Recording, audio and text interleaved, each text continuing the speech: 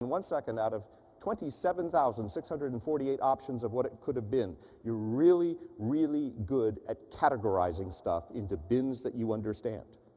Okay? So you really don't like working with bins that you don't understand. Like, for instance, if I tried to give you too much information in any one dimension, right, then you're going to have a problem. When I give you substantially less than 27,000 options here, I just want you to tell me how many green dots there are on the screen.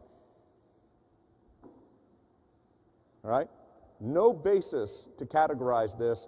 A little bit of stress saying, got to make a decision, don't know what to do. Okay? Anybody know exactly how many dots are up there? 27?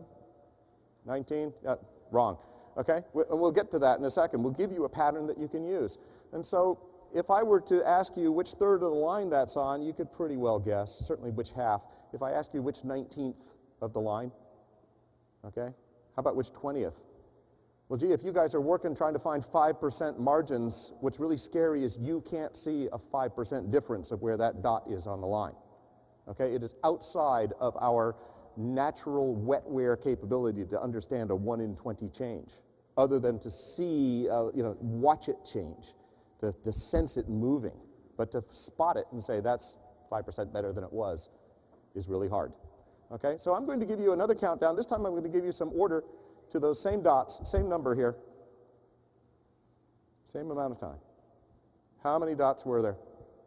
25. Yeah, your misspent youth playing poker taught you the 5 of spades pattern, right? Okay, you spot it. That's the way we organize groups of 5. And so I gave it to you in clusters that now you could recognize. So you saw 5 groups of 5. You actually used a third pattern. Anybody want to remember what that third pattern was? So ingrained that you didn't know you were using it? Who here actually counted the dots? Nobody. You looked at 5 groups of 5, and bang, in your brain popped the number 25. So if I said 3 times 4 is 12. 3 times 3 is 9, right? 7 times 5, 35, right? We burned that in because it takes a lot of energy to put useful skills in our brain, and then we never go back and build new paths.